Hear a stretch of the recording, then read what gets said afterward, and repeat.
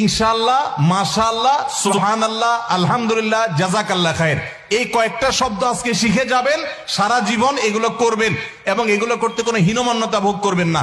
আমি এগুলো কোনটা কোথায় পড়বেন সেটা আপনাদেরকে বলে দিচ্ছি। ভবিষ্যতে কিছু বললে বলবেন ইনশাআল্লাহ।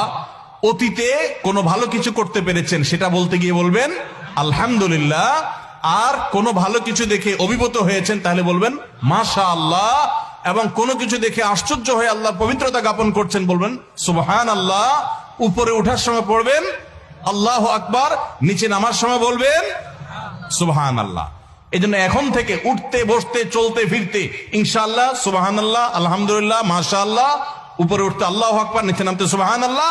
আর কেউ যদি কোনো উপকার করে, এটা হাদিসে আছে, নবী সাল্লাল্লাহু আলাইহি ওয়াসাল্লাম বলেছেন, আপনাকে কেউ একটা উপকার করেছে, একটু কলম দিয়েছে, হাত দিয়ে লিখে আবার ফেরত দিলেন তার কলমটা দিয়ে লিখে, কোন একটা উপকার কেউ করেছে, তাহলে আপনি তার বিনিময় দিতে চাচ্ছেন কিন্তু